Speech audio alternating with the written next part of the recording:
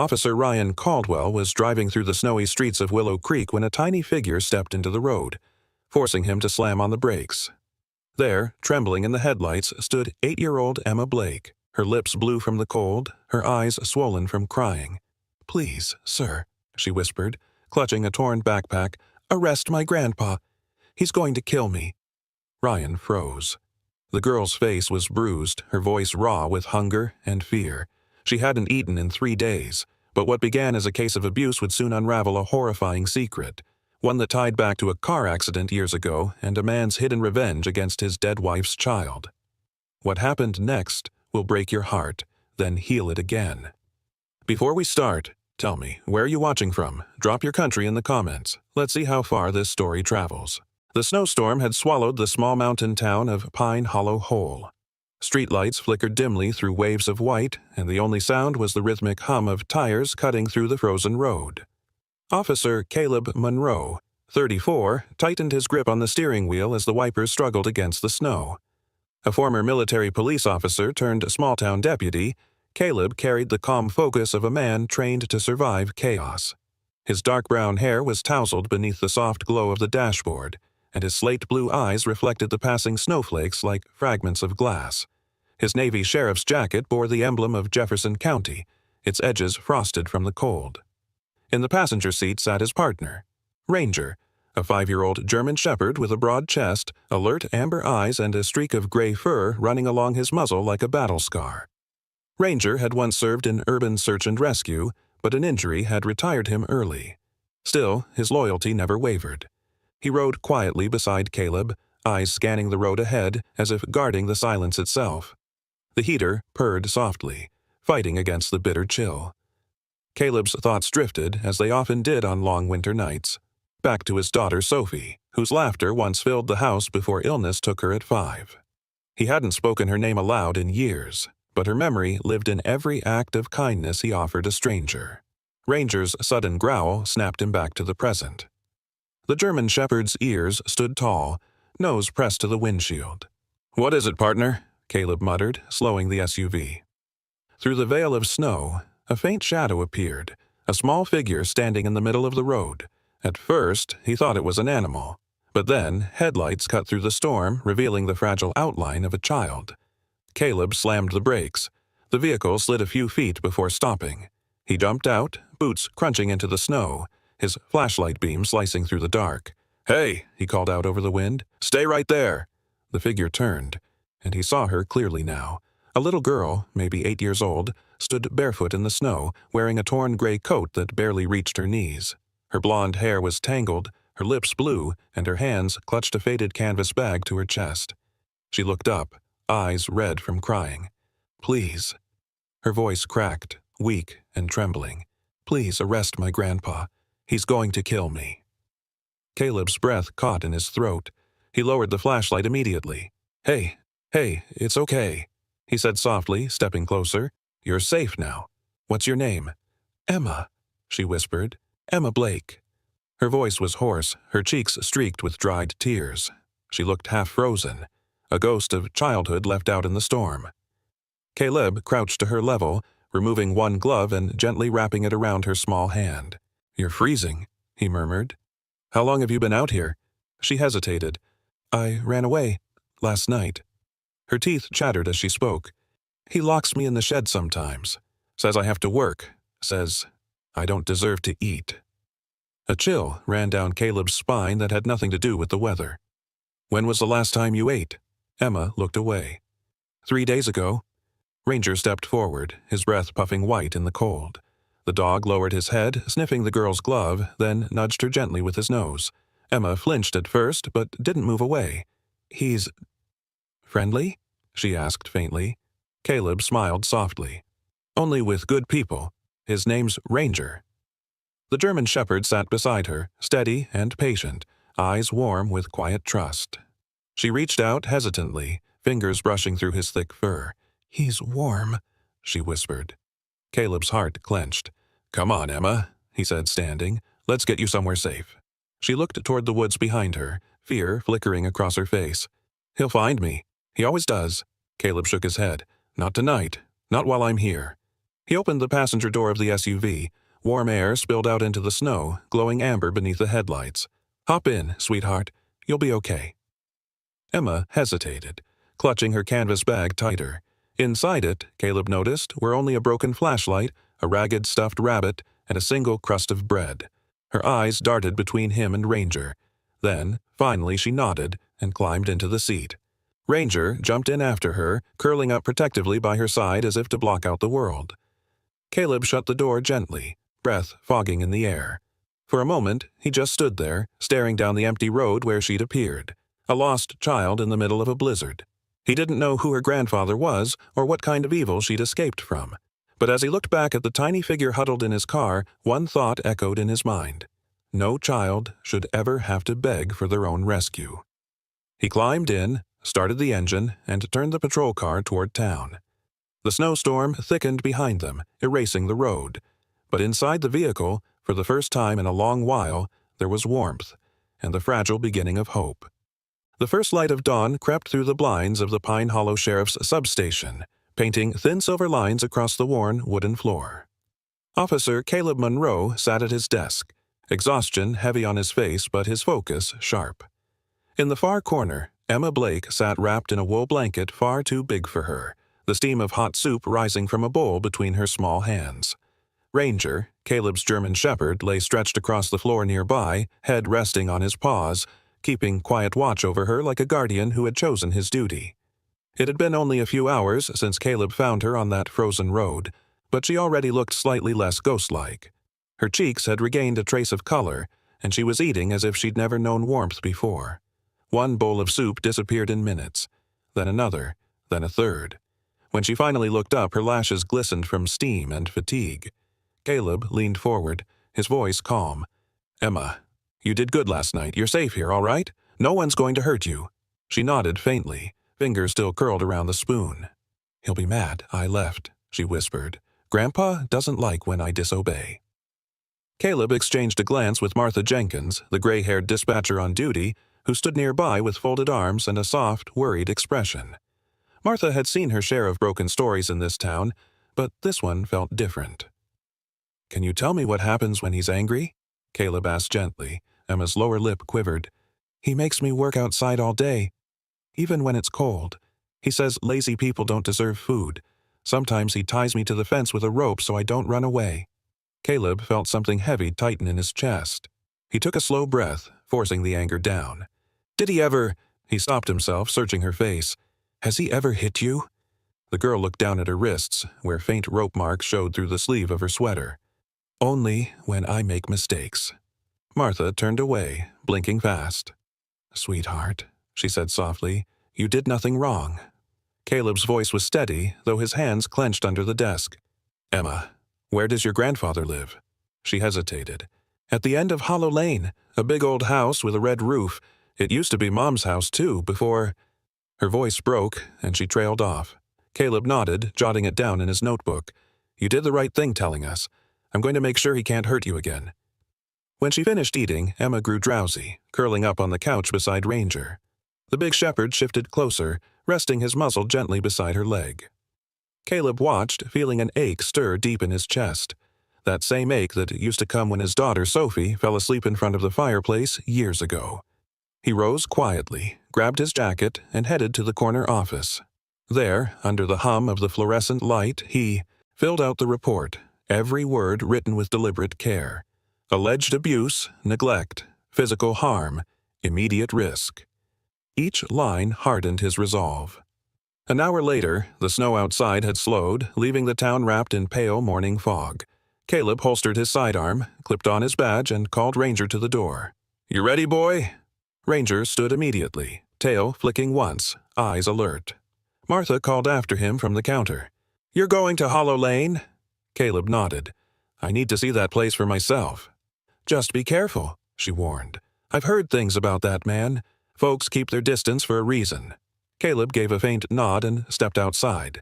The wind had softened, carrying only the faint scent of pine and wet earth. As the cruiser rolled down the narrow back road toward Hollow Lane, Ranger leaned forward, nose against the cracked window. The world turned quieter the deeper they drove. No more houses, no more lights, only a stretch of snow-covered fields and skeletal trees. Then, far ahead, the roof of a rundown farmhouse appeared, half hidden behind a curtain of fog. Its red shingles were faded to brown, its chimney leaning at an awkward angle. Caleb parked at the edge of the dirt road. He stepped out, boots sinking into the snow with a crunch. Ranger followed close, his breath clouding in the cold. The farmhouse loomed silent, windows dark. The fence around it was splintered. The barn collapsed on one side. The smell of rot and something sharper, like rust, clung to the air. Ranger sniffed the ground near the porch. Suddenly, he stiffened. His ears went back, tail rising. He let out a deep growl, the kind that came from instinct, not training. Caleb moved closer, crouching beside him. "What is it, Ranger?" The dog's nose pressed against a wooden post beside the porch. Snow had half-covered something dark and sticky along the grain, a reddish-brown stain that hadn't come from paint. Caleb brushed at it gently with his glove. The metallic scent that hit him was unmistakable. Blood. Old, but real. He straightened slowly, eyes narrowing toward the silent house.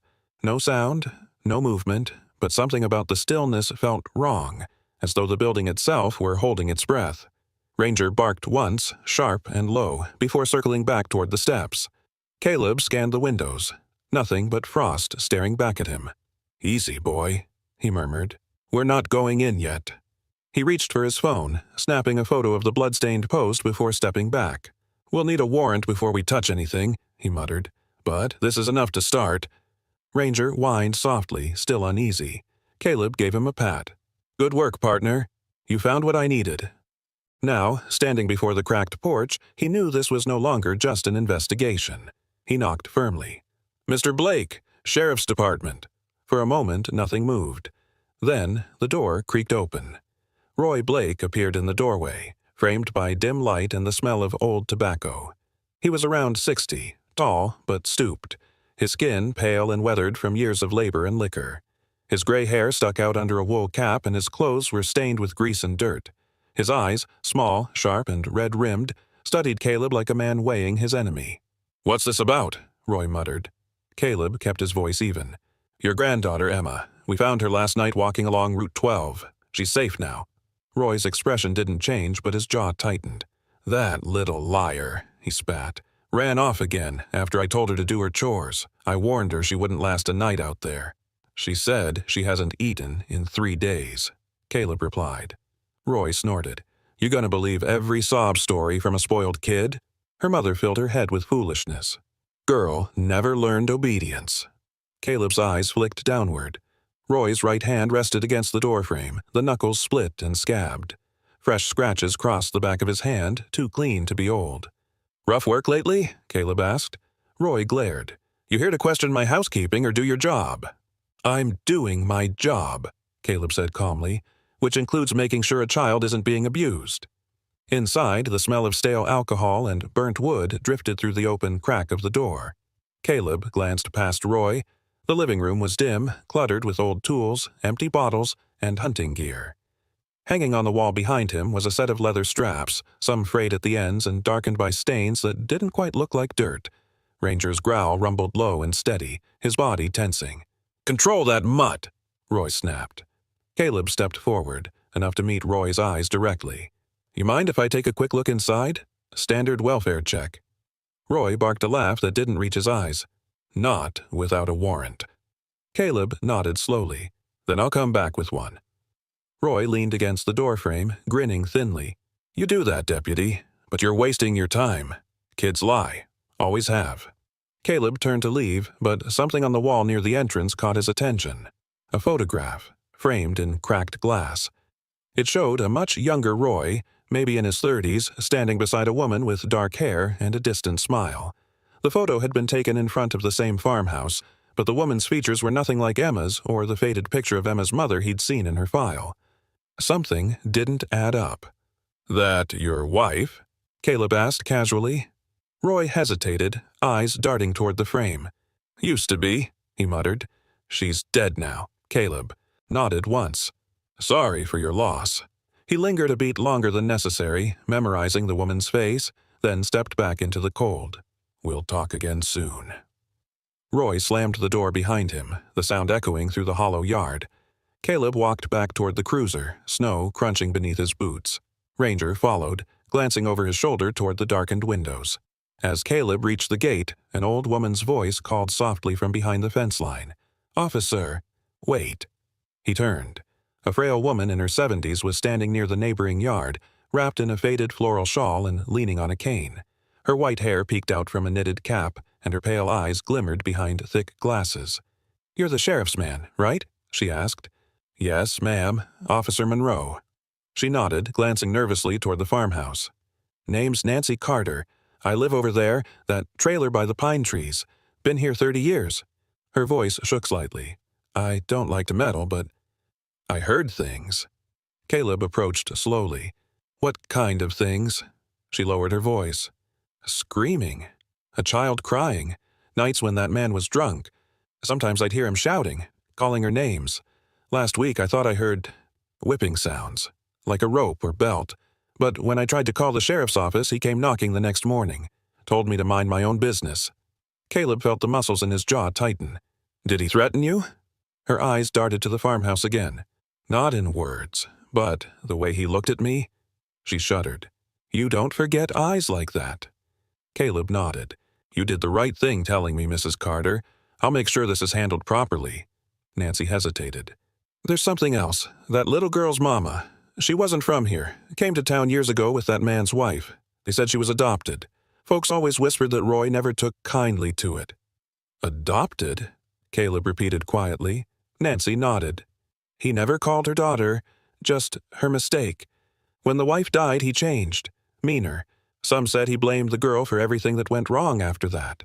Caleb exhaled slowly, the story fitting too easily with Emma's words. "Thank you, ma'am. Stay inside for now, and if you hear anything tonight, you call me directly." The old woman gave a trembling nod before retreating toward her trailer, her cane tapping softly in the snow. Caleb turned back toward the farmhouse one last time. Smoke now rose from the chimney again. Slow, steady, deliberate, as if the man inside knew he'd stirred something dangerous. Ranger barked once, low and alert, breaking the quiet. Caleb looked down at his partner and murmured, "You smell it too, don't you? The fear in this place." The dog's ears flicked toward the house, then back to Caleb. They both knew this was far from over. Caleb climbed into the cruiser, his gloved hands gripping the steering wheel.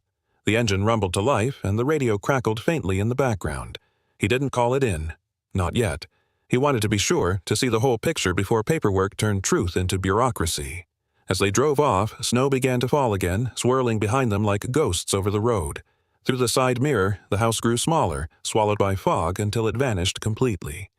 Caleb glanced once more at the photograph in his mind, Roy and the dark-haired woman, and felt the unease settle deep in his gut.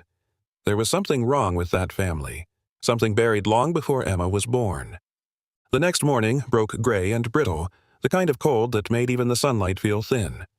Officer Caleb Monroe sat at his desk in the Pine Hollow substation, a steaming mug of coffee untouched beside a growing pile of reports. The heater hummed softly, though the air still carried the chill of winter. Ranger, his German shepherd, lay near his boots, tail flicking lazily, but eyes watchful. On the other side of the room, Emma Blake was drawing quietly at the corner table with crayons that dispatcher Martha Jenkins had found in a supply drawer. Every now and then, she looked up toward Caleb with that cautious trust that only began to bloom after a long night of safety. Caleb rubbed his eyes, his focus drifting to the manila folder spread open before him. Blake, Roy, resident of Hollow Lane. The case was already tangled, and he hadn't even scratched the surface. He flipped through the old property and family records, scanning yellowed pages of death certificates and insurance statements. One line caught his attention. Lydia Blake, deceased. Automobile accident. Route 9. 6 years prior. Beneath it was another name. Michael Blake, deceased, husband of Lydia, same incident. The official cause read, brake failure due to corrosion. But the date and mechanical report didn't sit right. He'd seen dozens of crash analyses in his years on patrol. This one felt too neat, too convenient. He leaned back in his chair. "Too easy," he muttered. Martha glanced up from her paperwork. "You talking to me or yourself, again?" she teased lightly. Caleb managed a tired grin.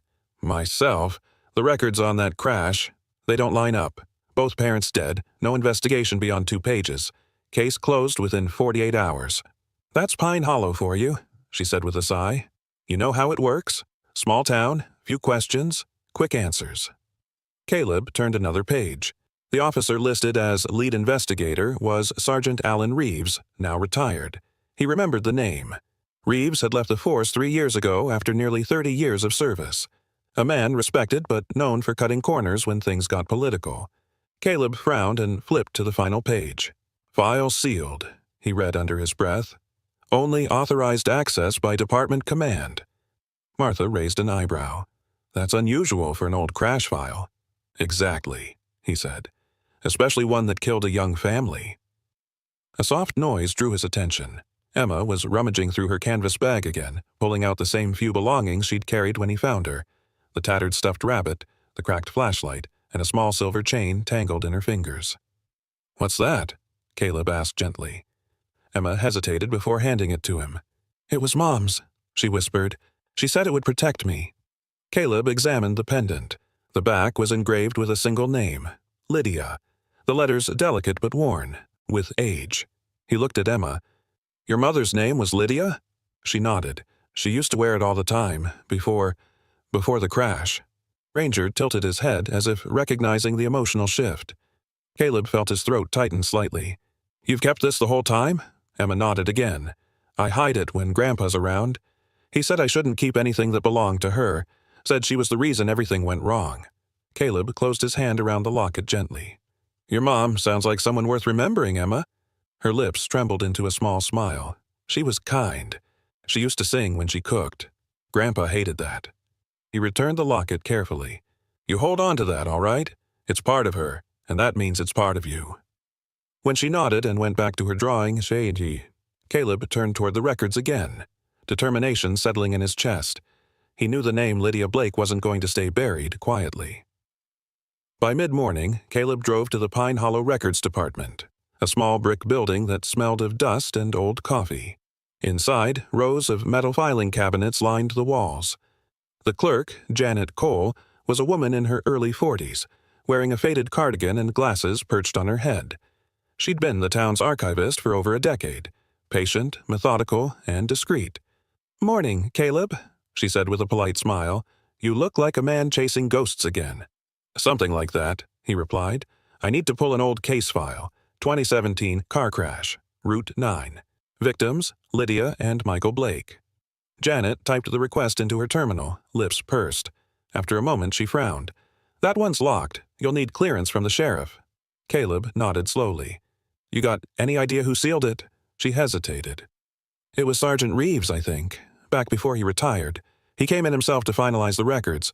Strange thing was, he told me to destroy the duplicate microfilm. Said it was confidential. Did you? Janet's eyes twinkled. You know me better than that. A few minutes later, she handed him a thin plastic case labeled Blake Crash, Copy A. Inside were 2 photographs. The wreckage of a black sedan overturned on a dirt embankment. Caleb studied them under the light. The rear frame was twisted, but the brakes were clearly visible. The hydraulic line hung loose, not corroded, but cut clean. The edges too precise to be wear and tear. His stomach dropped. Janet, he said slowly. Did anyone ever question this report? She shook her head. No one wanted to. Reeves filed it, got his pension, and left town. I figured if something was wrong, someone would have said so by now. Caleb slipped the photos back into the case. Someone just did. Back at the station, he laid out the findings on his desk, the evidence building a story that was beginning to make sense. Roy Blake, the angry, secretive man, wasn't Emma's biological grandfather. He'd been Lydia's stepfather, forced to raise her after marrying her mother, a woman who died years before the crash. If Roy held grudges, and Caleb was certain he did, Lydia's death might not have been an accident at all. Martha entered with 2 cups of coffee, setting one down beside him. You look like you just solved half a puzzle you wish you hadn't found. Caleb exhaled. Roy's not who he pretends to be. Lydia wasn't his daughter. She was his stepdaughter, and that accident. The brake lines were cut, Martha. Not rusted, not broken. Cut. She froze, mid-sip. You think he... I don't know yet, but if he did, it means Emma's been living under the same roof with the man who might have killed her parents. The thought hung in the air like ice. Ranger gave a low, uneasy growl under the desk. Caleb reached down, resting a hand on his fur. Easy, boy. We'll get there. Martha hesitated, then said quietly, You're going to reopen that case, aren't you? Caleb's jaw tightened. If I don't, no one will. He turned back to the photographs. The twisted car, the cut brake line, the faint reflection of pine trees in the shattered window, and felt a chill deeper than the winter air. Somewhere behind all this, Roy Blake had hidden years of hate. Now, the truth was beginning to claw its way back into the light. Snow had begun to fall again by the time Officer Caleb Monroe left the records department. The afternoon light was fading, turning Pine Hollow into a gray blur of rooftops and pine trees buried beneath fresh flakes. Inside the patrol car, the heater hissed softly, and Ranger sat in the passenger seat, his dark fur dusted with melting snow, his amber eyes following every flicker of movement beyond the windshield. Caleb's mind, however, wasn't on the road. The image of those cut brake lines, too clean and deliberate to be an accident, replayed in his head again and again. Back at the station, he stopped by the break room where Emma Blake sat on the floor beside Ranger, tracing shapes into his fur with her tiny fingers.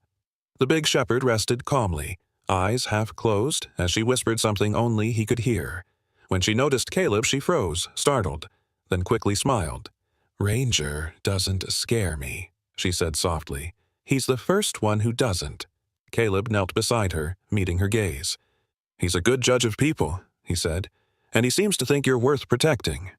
Emma grinned shyly and hugged Ranger's neck.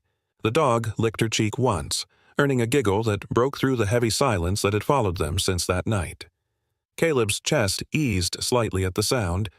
It reminded him of his daughter's laugh, a sound he hadn't heard in years, except in memory. When Emma grew sleepy, dispatcher Martha Jenkins led her upstairs to rest in the station's temporary care room.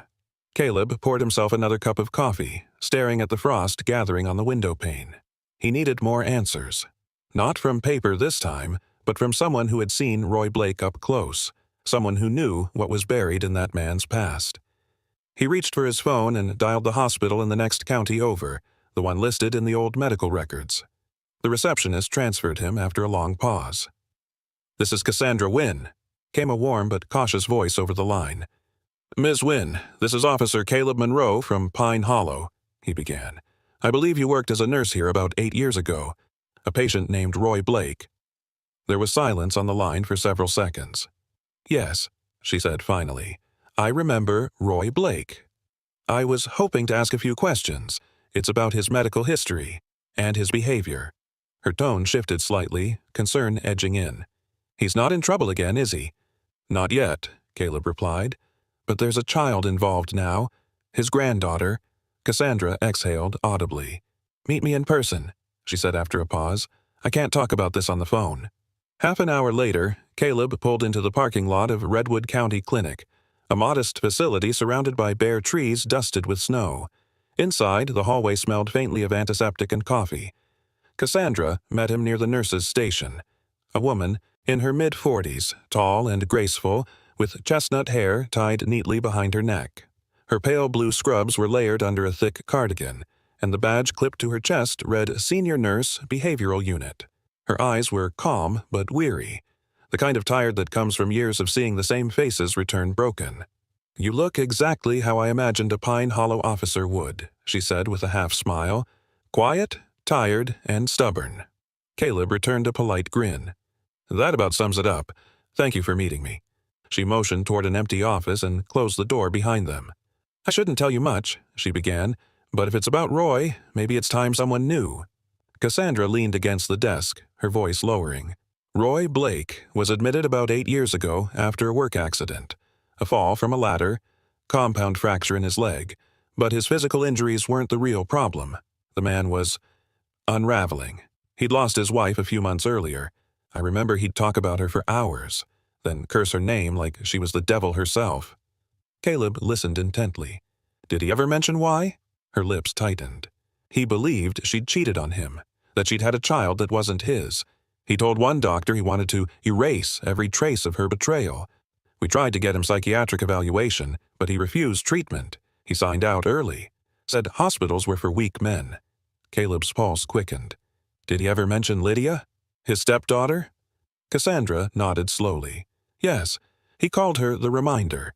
Said she was proof of everything his wife had done wrong. I'll never forget it. He told me, when that girl grows up, she'll pay for her mother's sins, too. For a moment, the only sound in the room was the faint buzz of fluorescent lights. Caleb leaned forward, voice steady. You're certain he said that? She met his eyes. I'm certain. Caleb rubbed his temple. That was the same year Lydia got married. 3 years later, she and her husband died in the crash. Cassandra's expression darkened. You think he... I think he had motive, Caleb said quietly. And now the only one left in his way is Emma. Cassandra exhaled sharply, shaking her head. God, I always knew that man had something wrong inside him, but I never thought he'd... She stopped herself. If you're reopening this, be careful. He's not just angry, he's methodical. When he talked, it was like he rehearsed his hate every morning. Caleb nodded grimly. That fits with what I've seen. Cassandra hesitated, then opened a drawer and pulled out an old folder. Unofficial, worn around the edges. I shouldn't still have this, but I kept copies of some records. Doctor's notes. Medication he refused to take. You didn't get them from me, understand? Caleb accepted the folder. Understood. As he turned to leave, she added softly. That little girl. Make sure she's somewhere safe tonight. Roy's the kind of man who doesn't let things go quietly. When Caleb stepped back outside, the snow had turned to sleet. He tucked the folder under his arm and climbed into his cruiser, the wipers struggling against the icy drizzle. Ranger sat upright now, alert, watching the storm gather strength. Back at the station, night had fallen. Emma was awake again, sitting cross-legged beside Ranger on the floor, drawing a picture of the two of them under a big tree. Caleb set his coat on the chair and crouched beside her. What you got there? He asked with a faint smile. It's me and Ranger, she said proudly. He's guarding me. Caleb studied the picture, a child's scrawl, but full of warmth. Looks like he's doing a good job. Emma tilted her head. He listens to me, even when I don't talk. That's how I know he's good. Caleb smiled softly. You're right about that. He reached out, ruffling her hair gently before standing again. When Emma finally went to sleep, Ranger curled at her feet, ever vigilant.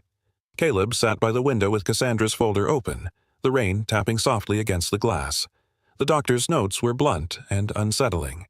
Patient exhibits obsessional guilt, paranoia, and violent ideation directed toward deceased wife and stepdaughter. The last line sent a shiver down his spine. Subject claims he will find peace only when every reminder of her is gone. Outside, thunder rumbled over the mountains, echoing through the town. Caleb closed the file slowly, his reflection staring back at him in the dark window. The storm had begun, and this time, it wasn't just in the sky. The wind howled over Hollow Lane, driving needles of snow across the cracked porch of the Blake farmhouse. Officer Caleb Monroe stood at the edge of the property with Ranger by his side, his breath visible in the freezing dark. The lights from Pine Hollow were miles away now, faint glimmers behind the thick line of pines. Only the lonely shape of the old house stood before him, swallowed by silence. He had returned under cover of night, not alone this time. 2 technicians from the county's forensics team, Eddie Brooks and Mark Rivera, waited behind him, their flashlights dimmed to thin beams. Eddie, a broad-shouldered man in his late 40s with a grizzled beard and calm precision, adjusted the strap on his field kit. Mark, lean, early 30s with an easy nervousness that betrayed his inexperience, blew into his hands for warmth. "You sure the old man's not home?" Mark asked quietly. Caleb nodded. "Truck's gone. Neighbor said he left before sundown. This might be our only chance to get in and find what he's hiding." Ranger stood stiffly, his tail low, breath clouding in the air. He'd been uneasy since they arrived, his instincts razor-sharp, every muscle taut with alertness. Eddie gave a curt nod. "Let's make it quick. I don't like being on someone's property in the middle of the night without a warrant, even if the cause is right." Caleb glanced back at the decaying farmhouse. "We've got enough probable cause to justify this," he said. "Emma's safety outweighs the rules tonight." The front door was locked, but it wasn't strong. Caleb pried it open with a bar from his belt kit, and the hinges groaned softly. Inside, the air was heavy with the stench of tobacco and rot. Their flashlights cut through the gloom, revealing overturned chairs, stacks of old magazines, and tools hanging from rusted nails along the wall. Mark wrinkled his nose. "Place smells like a grave." "Start with the kitchen," Caleb ordered. "He's lived here alone for years. Men like him keep their ghosts close." They moved carefully, footsteps muffled by dust and mold. Ranger padded ahead, sniffing every doorway, pausing to look back at Caleb for silent approval. The old wood creaked beneath them like bones shifting underfoot. In the kitchen, the counters were cluttered with dirty plates, empty bottles, and a rusted coffee pot. The wallpaper had peeled in long strips, revealing the splintered wood beneath. Caleb swept the beam of his flashlight across the cabinets, stopping at one near the floor. A warped panel, darker than the rest. Ranger's ears perked. He sniffed at the corner of the cabinet, then began pawing the floor beside it, claws scraping against the boards. Caleb crouched. "Good boy," he whispered. "You smell something?" Ranger gave a short, deliberate bark, a signal he'd been trained to give for hidden items or contraband. Eddie joined him, kneeling beside the dog. "He's found something." Caleb tapped his flashlight against the floorboards. The hollow sound echoed faintly. "This plank's loose." Eddie pulled a small crowbar from his kit. "Let's see what our friend's been hiding." It took only a few careful pries before the wooden panel lifted, revealing a narrow compartment hidden beneath the floor. The air that rose from it was stale, tinged with dust and something metallic. The faint tang of dried blood or old paper. Caleb reached inside and pulled out a small tin box, edges rusted, lid sealed with a brittle strip of electrical tape. He set it on the counter. Mark leaned closer. "You think that's what we came for?" "There's one way to find out." Caleb peeled off the tape and lifted the lid. Inside was a leather-bound journal, cracked along the spine, and a bundle of yellowed envelopes tied with string. On top sat an old photograph. A much younger Roy Blake, standing with a stern woman and a child who looked no older than 10. The woman's face was blurred, but her resemblance to Emma's mother, Lydia, was unmistakable. Caleb flipped open the journal carefully. The handwriting inside was rough and heavy, each word pressed into the paper with force. June 3rd. I've seen it in her eyes again. The lies. She thinks I don't know, but I do. That man she meets by the church, she says he's a friend, but I saw the way she smiled. She's just like her mother. Caleb turned another page, his brow tightening. September 9th. The world thinks I'm blind, but I can still see the truth. They've all mocked me long enough. The car is ready, the brakes won't last the next hill. Let them think it was fate. Let them feel what I felt when she betrayed me. He froze, reading the final entry. November 2nd. It's done. Silence at last. The screams stopped when the car hit the ravine. But the child, she wasn't supposed to live. She carries the same blood, the same curse. One day, I'll finish what I started. Eddie let out a slow, horrified breath. Jesus, Caleb. He confessed to it. The accident, Lydia, her husband, it was him. Caleb's jaw clenched. He called it justice, he said quietly, closing the book. He killed his own stepdaughter and her husband, and now he's been planning to do the same to Emma. Ranger whined lowly, pacing in a slow circle. Caleb placed the journal into an evidence bag, sealing it. This is enough to put him away for life, maybe enough to get Emma clear of him forever. Eddie nodded grimly. We'll process it first thing in the morning. Mark exhaled shakily. Man like that shouldn't be walking free. You think he even sleeps at night? Caleb looked toward the window, where the faint reflection of his flashlight glinted off the frost. Men like him don't sleep, he said. They wait.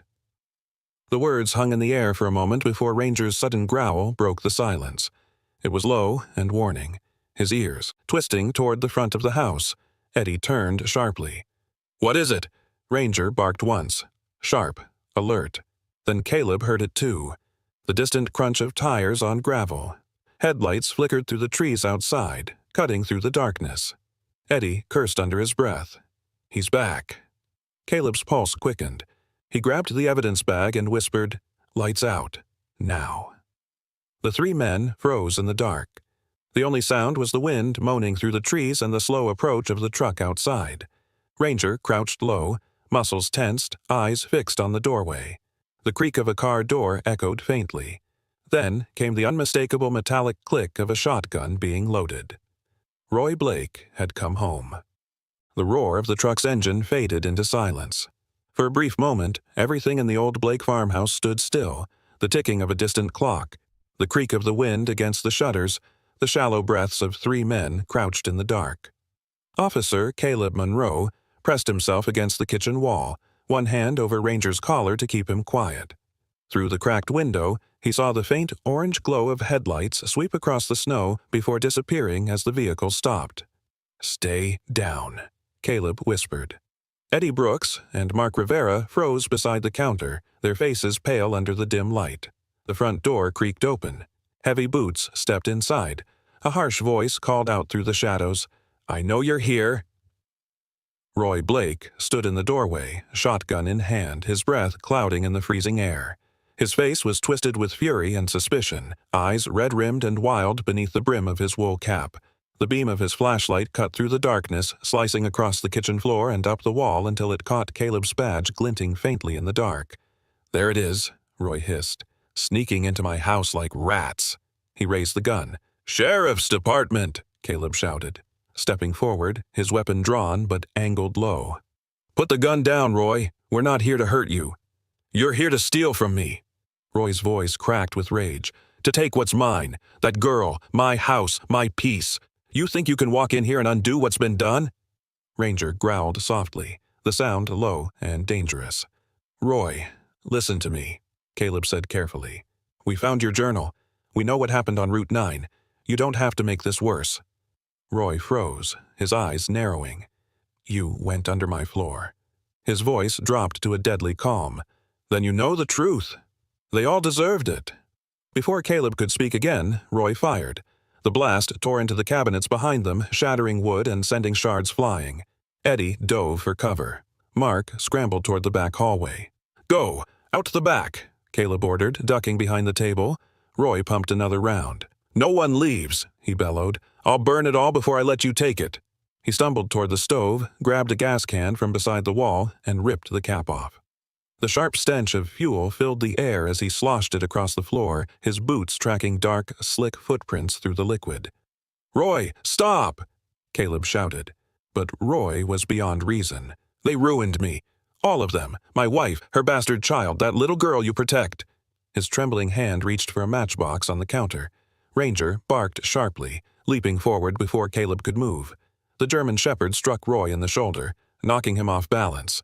The shotgun fired again, the shot splintering the ceiling as both man and dog crashed to the floor. "Ranger!" Caleb lunged, kicking the weapon aside. He wrestled with Roy, grappling for control as the old man fought with a strength born of desperation. The gas can toppled, spilling more fuel across the linoleum. Roy shoved him back and struck him hard across the jaw with his elbow. Caleb staggered but recovered quickly, slamming Roy against the wall. The matchbox fell to the floor, one stick scraping against the rough wood. Flame burst to life. "Damn it," Caleb hissed. The fire licked across the spilled fuel in a flash, racing across the floor like lightning. Eddie reappeared at the kitchen door. "Caleb, the place is catching. We've got to go," Ranger barked frantically, circling near the spreading fire. Roy swung again, his hand grabbing at Caleb's belt where his holster sat. They struggled, slipping in the fuel. The air filled with the choking stench of smoke and gasoline. Finally, Caleb managed to twist Roy's arm back and shove him down. "It's over," he shouted. Roy spat blood, glaring up at him. "You think you can save that girl? She's cursed, just like her mother. You'll see. She'll destroy you too." The heat surged, orange light flooding the room. Flames climbed the curtains, snapping as the wooden beams began to crack. Caleb stood, grabbing the shotgun and tossing it aside. "You're under arrest, Roy. Move." But Roy didn't move. Instead, he slumped against the wall, coughing. His foot caught on a broken board. As he tried to stand, a burning shelf gave way above him, crashing down and pinning his leg beneath a beam. He screamed in pain, the sound raw and furious. "Help me!" he gasped. "You can't leave me here." Caleb hesitated, his heart pounding. The flames were spreading fast now, smoke filling the air, stinging his eyes. He turned toward the doorway where Eddie waited, shouting over the roar of fire. "Caleb, we have to go!" For a long moment, Caleb didn't move. His mind flickered back. The hospital room years ago, his own daughter's small hand in his. Her voice so faint when she said, "Daddy, don't let me go." He blinked hard, the memory slicing through the noise. From outside came another sound, a voice, high and panicked, cutting through the storm. "Officer Caleb!" It was Emma Blake, running through the snow toward the burning house, her small figure barely visible through the smoke. Martha must have brought her back to town before realizing he was still out here. Caleb's blood ran cold. "Emma, stay back!" She stopped at the porch, tears streaking her soot-smeared face. "Please, don't let him die. He's still my grandpa." The sight hit Caleb like a knife. The fire roared louder, devouring the walls around them. He looked back at Roy, the man groaning beneath the burning debris, his face twisted not with hate now, but pain and fear. "Help me!" Roy coughed again, reaching out a trembling hand. Caleb clenched his jaw. He could walk away, let the fire finish what Roy had started years ago. But then Emma's sobs reached him again, raw and pleading. "Please, Officer Caleb, please." He looked at her, then back at Roy. For one fleeting moment, he saw not the monster from the journal, not the bitter man consumed by vengeance, but a broken soul, crushed under the weight of his own sins. Caleb exhaled sharply and moved toward him. "Hold on!" He shoved aside the burning debris, grabbed Roy by the arm and hauled him toward the door as smoke swallowed the kitchen. Ranger ran ahead, barking wildly, guiding them through the haze. Behind them, the roof groaned, ready to give way. Caleb pushed Roy out onto the porch just as the flames erupted through the windows in a blast of orange light. Roy collapsed in the snow, coughing violently. Caleb fell beside him, gasping for breath. Emma ran forward, throwing her arms around Caleb's waist, sobbing. The house crackled behind them, glowing like a dying star against the black sky. Caleb looked down at Emma, her tears cutting streaks through the ash on her cheeks. "It's okay," he whispered, though his voice shook. "You're safe now." Ranger stood beside them, chest heaving, eyes reflecting the firelight. The storm raged overhead, scattering sparks into the snow. Behind them, the farmhouse that had held so much darkness began to collapse, swallowed by its own flames. The sterile brightness of Pine Hollow Medical Center was a jarring contrast to the night before. The world outside was still blanketed in snow, but here, beneath the white lights and soft beeping of monitors, everything seemed washed in quiet. Officer Caleb Monroe stood by the hallway window, exhaustion etched into his face. His uniform was soot-streaked, one sleeve torn from the rescue, but his posture was steady. Ranger, lying at his feet, lifted his head occasionally, watching every nurse and passing cart as if still guarding something precious. Down the corridor, through the half-open door of room 203, the faint sound of a heart monitor echoed. Roy Blake lay propped up in the hospital bed, oxygen tube across his face, bandages wrapped around his arm and shoulder. His eyes were open but hollow, no longer filled with fury, just a heavy emptiness that seemed older than the man himself. Caleb entered quietly, the smell of antiseptic following him. "Doctors say you'll live," he said, voice even. Roy's lips curled faintly, though it wasn't quite a smile. "Not sure if that's a blessing," he rasped. Caleb didn't respond at first. He pulled a chair beside the bed, setting a small recording device on the table. "They'll want your statement before we transfer you to the county jail." Roy turned his head slowly, eyes settling on Caleb. "You came back for me," he said, voice shaking. "Why?" Caleb hesitated. "Because someone asked me to." Roy stared at the ceiling, blinking through tears that caught the fluorescent light. That little girl. She shouldn't have, after what I've done. Caleb said nothing, letting the silence stretch. After a moment, Roy spoke again, his voice breaking into a confession that carried more sorrow than defiance. "I spent half my life hating ghosts, officer. My wife, she broke me long before she died. When she took another man into her heart, I swore I'd make her suffer even after the grave. Lydia reminded me of her. Every smile, every laugh. I thought I was punishing betrayal, but all I did was become the thing I hated." He turned his head toward Caleb, eyes wet. "You ever hate someone so much you forget why you started?" Caleb's voice was low. "Once."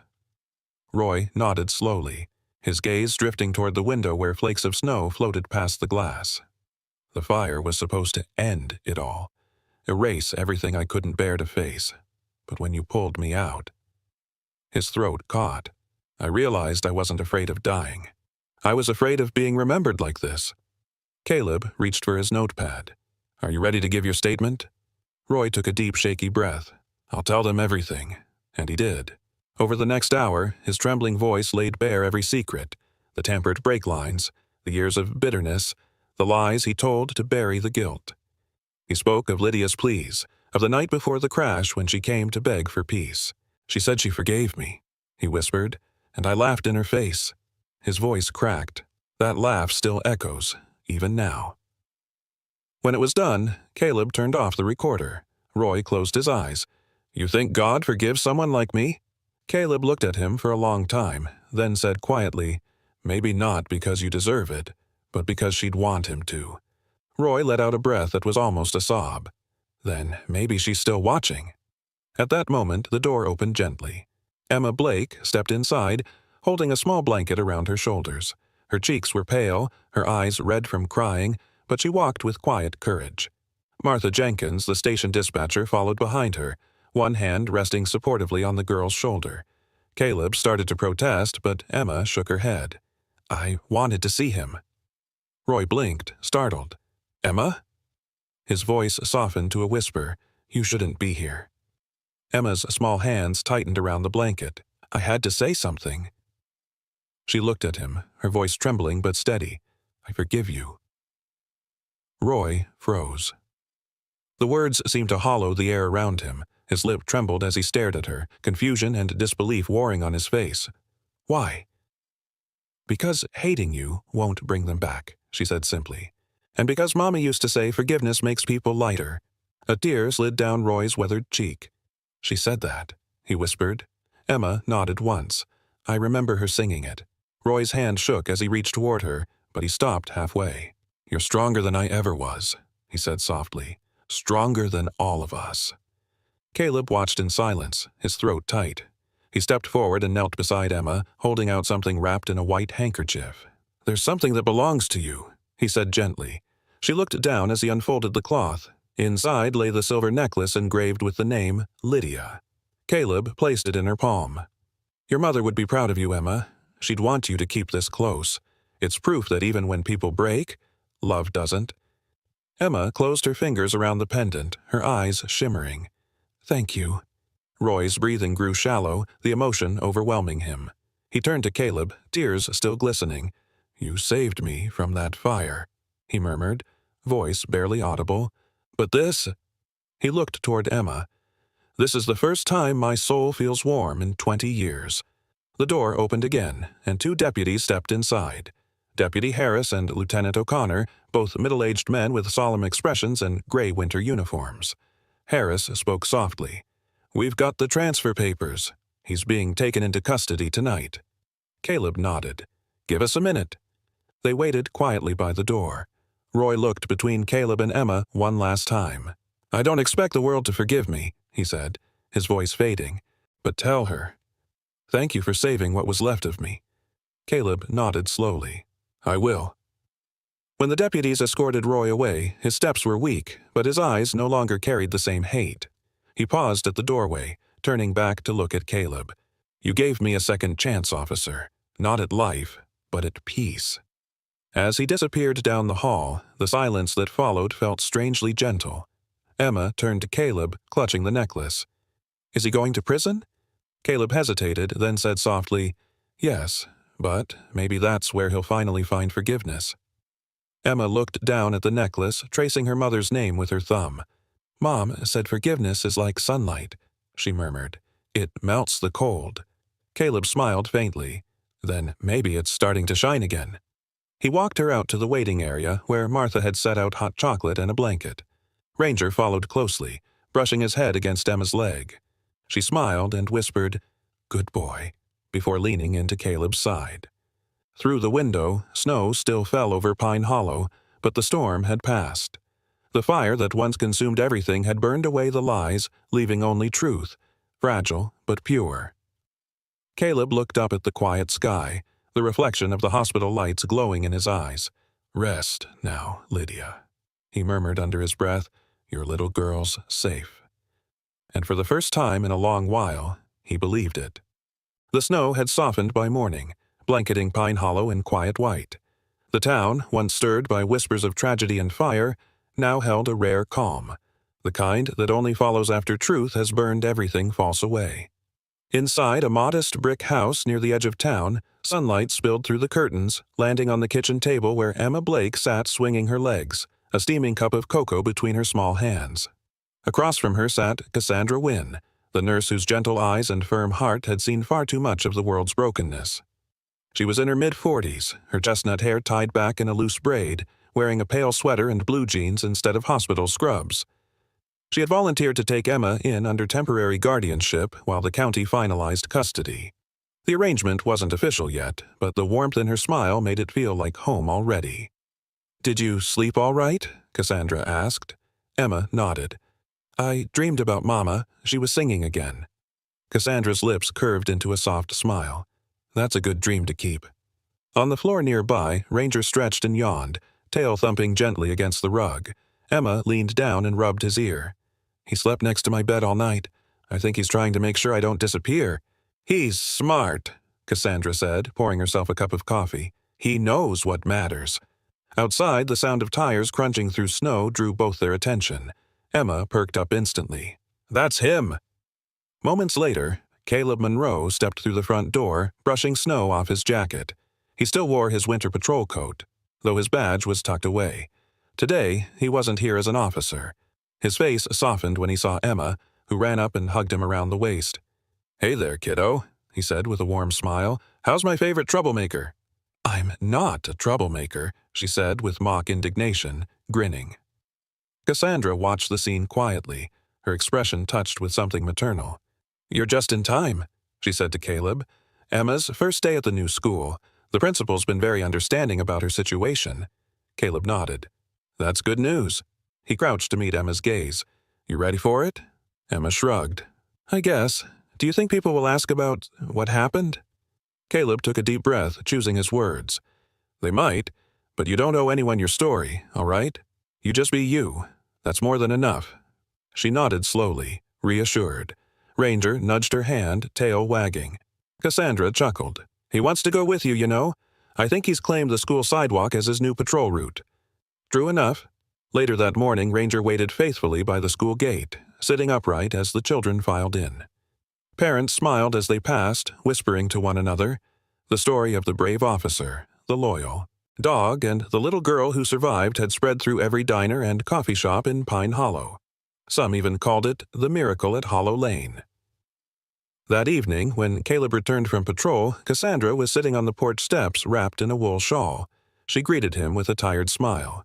"She's inside doing homework. First time I've seen her so focused." Caleb leaned against the railing. "She's stronger than most grown men I know." They watched the horizon where the snow turned gold under the setting sun. The silence between them was easy, the kind born not from distance, but understanding. After a while, Cassandra said quietly, "You ever think about how this all started? A file no one wanted reopened, a man no one wanted to believe guilty. And yet, here we are." Caleb nodded slowly. "Yeah. Sometimes I think the truth doesn't die. It just waits for someone stubborn enough to dig it out." Cassandra smiled faintly. "Guess that's your specialty." Before he could reply, the rumble of the mail truck broke the stillness. The postman waved, dropping a small bundle at the end of the drive. Caleb went to retrieve it, sorting through the envelopes until one caught his eye. Plain white, no return address, his name scrawled in neat handwriting across the front. He opened it, and a single folded sheet slipped out. The handwriting was shaky, but deliberate. "Officer Monroe, I was the one who signed off on the Blake crash file back in 2017. I was told to close it quickly, told it was better that way. I thought I was protecting the department, maybe even protecting the town. But I see now all I did was protect a monster. I've carried that guilt for years. I know this won't fix what I did, but thank you for doing what I should have done long ago." Alan Reeves. Caleb read it twice before lowering the paper slowly. The name hit him. Sergeant Alan Reeves, the retired officer who had closed the file all those years ago. For a long moment, Caleb stood there, feeling the weight of it. Cassandra looked up at him. "Bad news?" He shook his head. "No, just late truth." She watched him fold the letter carefully, his expression unreadable. "Are you going to respond?" "Maybe one day," he said quietly, "but I think he already knows my answer." Inside, Emma's laughter echoed faintly through the walls, the sound of crayons rolling, of a child learning to live again. Ranger, lying by the door, lifted his head and gave a single contented huff, as if confirming that his world, for now, was finally safe. The following week, a local newspaper ran the headline, "Truth and Forgiveness Heal Pine Hollow After Years of Silence." It told of the case that had haunted the town, of how a little girl's courage had led to justice, and how even the darkest hearts could still find redemption in the light of compassion. At the bottom of the article was a photo. Caleb kneeling beside Ishawa, Emma and Ranger, the silver necklace glinting faintly around the girl's neck. Her smile, bright and unguarded, seemed to say everything that words couldn't. Later that night, as Caleb drove home through the quiet streets, snowflakes drifted like ashes from a sky reborn. He rolled down the window, letting the cold air in, and looked toward the stars breaking through the clouds. Somewhere in the stillness, he whispered to himself, "New beginnings aren't made by forgetting. They're made by forgiving." And for the first time since the storm began, Pine Hollow slept in peace. The spring thaw came late to Pine Hollow that year, but when it arrived, it painted the town in silver and gold. The snow finally melted from the rooftops, the river ran clear again, and the air smelled faintly of earth instead of smoke. For the first time in months, the people of the town seemed lighter, as if the long winter had been more than just weather, but a kind of darkness everyone had carried together. Officer Caleb Monroe stood at his porch railing that morning, a letter in hand. The envelope was stamped with the seal of the State Correctional Facility. His fingers trembled slightly as he opened it, the paper inside folded neatly in three. The handwriting was thin and uneven, as if written by a man whose strength had already left him. "Officer Monroe, by the time you read this, I'll be gone. The doctor said it was my heart, but I think it's something deeper. Maybe hearts just stop when they've carried too much guilt for too long. I don't expect forgiveness, but I hope you'll tell the girl that I prayed for her every night. Tell her she was the light I could never reach. Maybe in another life, I could have been better. Thank you for saving me when I didn't deserve it. You saved my soul, not just my life." Roy Blake. Caleb folded the paper carefully, eyes distant. Roy had died quietly in his cell 2 nights ago. There was no family listed to claim the body, only the simple wish written in his final statement, "Bury me near the river where she used to sing." He exhaled slowly, slipping the letter into his jacket pocket. A gust of wind stirred the pines, and for a fleeting moment, he could almost hear a woman's soft voice on the breeze, a song unfinished. Later that afternoon, he met Emma Blake and Cassandra Wynne at the station. Emma was taller now, her once somber eyes brighter with the light of a child who had begun to dream again. She wore a pale blue coat and a knitted hat that Cassandra had made for her. Ranger, sturdy and calm, stood beside her, wearing his retired canine badge on his collar, a symbol of both loyalty and healing. "Are we really going to the ocean?" Emma asked, her voice full of hope and disbelief. Caleb smiled, kneeling to zip her coat. "We are. Your parents used to go there every year before the accident. Thought you might like to see it too." Cassandra placed a gentle hand on Emma's shoulder. "It's a long drive, but worth it." The trip took most of the day, winding highways giving way to rolling hills, then finally to the open coast. By evening, the sun was sinking low, turning the sea to gold. The salty air stung their cheeks, and the wind carried the cries of gulls over the waves. Emma stepped out first, her boots crunching over the sand. She stared at the vastness before her, endless water stretching to the horizon where light met eternity. "It's so big," she whispered. Caleb smiled faintly. "Your mom and dad used to come here every summer. They said this was their place of peace, where they promised each other everything." Emma reached into her coat pocket and pulled out the silver necklace, the one engraved with Lydia. The pendant gleamed in the fading light. For a moment she turned it over in her fingers, her face caught between sadness and serenity. "Do you think they can see us?" she asked softly. Caleb's voice was low but certain. "I think they never stopped watching." She nodded slowly, then stepped closer to the water. The waves reached for her boots and retreated, as if the sea itself was holding its breath. Emma lifted the pendant to her lips, whispered something too quiet for anyone to hear, then threw it gently into the surf. The chain caught the last ray of sunlight as it disappeared beneath the tide. "Now they can rest," she said. Cassandra turned away, wiping a tear. Caleb looked down at Ranger, who sat beside him, ears turned toward the wind. "What do you think, partner?" Caleb murmured. "Feels like the world's a little lighter, doesn't it?" Ranger gave a low, contented bark, the kind that sounded almost like agreement. As the sun began to sink below the horizon, Emma turned to Caleb. "Are we going back to Pine Hollow now?" He crouched down, meeting her eyes. "We can, or we can go home." Her brow furrowed. "Where's home?" He smiled. "Wherever you and I are, that's home." Cassandra stepped forward, her smile gentle. "You mean it, don't you?" Caleb nodded. "The paperwork's finalized. As of this morning, she's mine." He looked back at Emma. "Or maybe I'm hers. Either way, I think we belong together." Emma blinked, her lips parting in surprise. "You mean, you're adopting me?" "Officially," Caleb said softly. "But I think it happened a long time ago." The little girl threw her arms around his neck, holding tight. "I don't want to call you Officer Monroe anymore," she whispered. He laughed quietly. "Then don't." She thought for a moment, then smiled. "Dad." The word hit him harder than any bullet ever could. For a moment, all he could do was hold her close as the wind carried away the last echo of her mother's name. Ranger barked, circling them, his tail wagging furiously. The German shepherd pressed his head against Emma's leg, as if sealing the bond. "He approves," Cassandra said, smiling through tears. "Good," Caleb said, "because he's your guardian now." Emma laughed, the sound pure and light. "Then he's my angel." The sun vanished beyond the horizon, leaving behind a sky streaked with crimson and violet. The three of them, man, child, and dog, stood at the edge of the sea, watching the last light fade.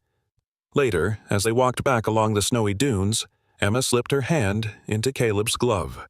Ranger trotted beside them, leaving perfect paw prints between theirs. "Dad?" Emma said softly. "Yeah, sweetheart? Do. You think God made Ranger, so Mama could still protect me?" Caleb smiled at the simplicity of her faith. "I think maybe he did." Emma looked up at the glowing horizon, where the stars were beginning to appear. "Then I think he made you too." Caleb stopped for a moment, his eyes misting. "Maybe he made all of us for this," he said quietly, "so we could find each other."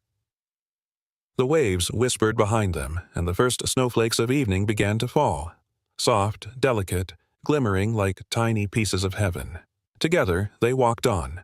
The lawman who had found redemption, the child who had found family, and the faithful dog who had bridged them both. And in the twilight of that winter's end, three silhouettes disappeared into the silver mist. A reminder that even in the coldest season, grace finds its way home. This story reminds us that forgiveness is not weakness. It is the quiet miracle that heals what anger cannot.